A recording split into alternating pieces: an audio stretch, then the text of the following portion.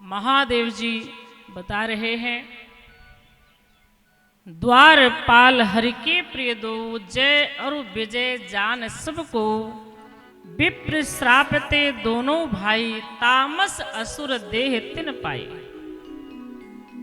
भगवान नारायण के दो द्वारपाल हैं, एक का नाम जय है, एक का नाम विजय है। एक बार इन्होंने भगवान के दर्शन के लिए गए हुए संतों को रोका था।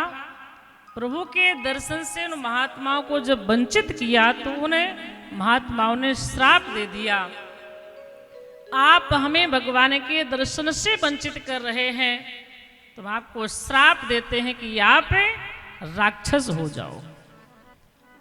जो भगवान से मिलने ना दे वो राक्षस है। तुम वैकुंठ में रहने योग्य नहीं हो। और श्राप दे दिया तो एक जन्म का नहीं, 3 जन्म का उन्हें श्राप दिया। 3 जन्म तक तुम राक्षस योनि में जाओगे। तो वही जय विजय प्रथम बार जब आए तो हिरण्यकश्यप और हिरण्याक्ष बन करके आते हैं।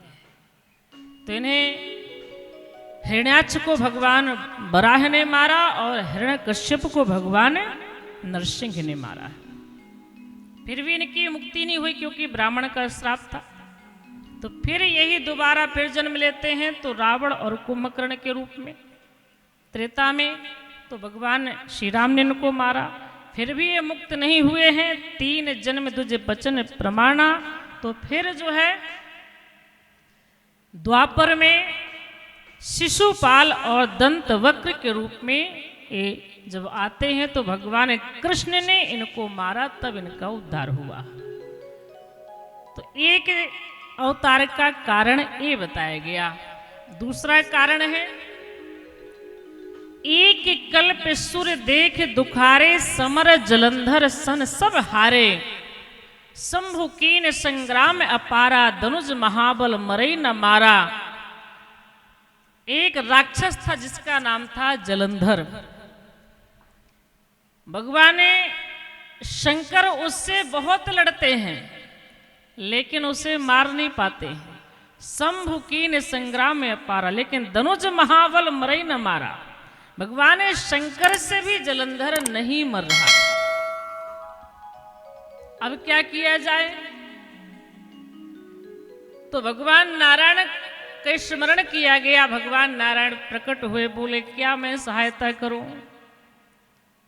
भगवान शंकर ने कहा आप कुछ करिए तो ये जलंधर मरे, क्योंकि इसने सबका जीना हराम करके रखा है। किसी को पूजा पाठ भक्ति भजन कुछ भी नहीं करने देता, इसलिए इसका मरना बहुत जरूरी है। तो भगवान नारायण फिर मदद करते हैं। छल कर टार्यो तासु व्रत प्रभु सुर कारज कीन है, जब ते जाने मरम तब श्राप कोप कर दीन। जलंधर क्यों नहीं मर रहा था? जलंधर की जो पत्नी है वह इतनी बड़ी पतिव्रता है वृंदा, कि उसके सतीत्व के कारण, वृंदा के सतीत्व के कारण भगवान शंकर भी जलंधर को नहीं मार पा रहे हैं। कितनी बड़ी सती है नारी कि शंकर जी हार गए, नहीं मार पाई। ये है नारी का सतीत्व। हम आपका अगर इसी तरह से सतीत्व अडिग रहे, अचल रहे, तो कोई भी दुनिया की ताकत नहीं है जो हमारा कुछ बिगाड़ सके। जब भगवान शंकर नहीं मार पा रहे हैं तो सामान्य लोग कैसे किसी का कुछ बिगाड़ सकते हैं? परम सती सुराधिप नारी, तहिबल ताहि न जितहि पुरारी। उसके सतीत्व के कारण जलंधर को महादेव जी भी नहीं जीत पा रहे। तो भगवान नारायण ने क्या किया? वृंदा के सतीत्व को खंडित करते हैं, उसे नष्ट करते हैं। छल कर टार्यो तासु व्रत। तो किसी ने कहा प्रभु ने ठीक तो नहीं किया है। अरे किसी के व्रत को भंग करना ये अच्छी बात थोड़ा ना है। भगवान ने ऐसा क्यों किया? यह तो बहुत बड़ा प्रभु ने अपराध किया है। किसी के सतीत्व को नष्ट करना अच्छी बात थोड़ा ना है।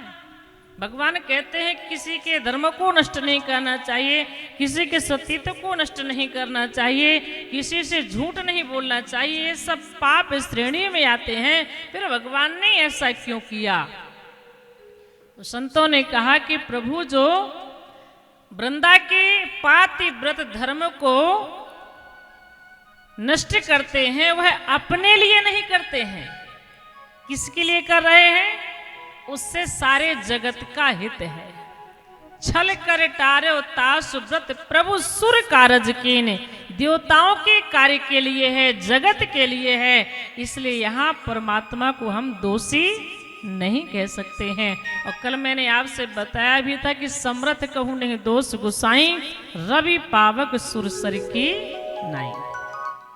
जो सामर्थ्यवान होता है उसे दोष नहीं लगता है। जैसे कि हम आप लोग भी सुनते हैं कि झूठ नहीं बोलना चाहिए, झूठ बोलना पाप है, लेकिन कहीं कहीं झूठ बोलने से पाप नहीं लगता बल्कि पुण्य मिलता है। आप कहेंगे कहाँ?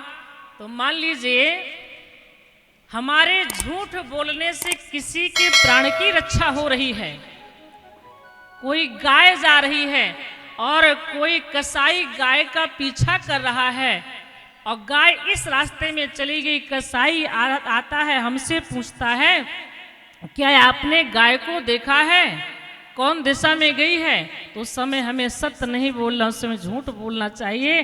क्या कहना चाहिए कि इस दिशा में नहीं, गाय तो यहाँ गई है, ताकि कसाई यहाँ लौट जाए और गाय के प्राण बच जाए। तो अगर हम यहाँ पर झूठ बोलते हैं तो क्या पाप लगेगा? यहाँ पाप नहीं लगेगा, यहाँ हमें पुण्य मिलेगा।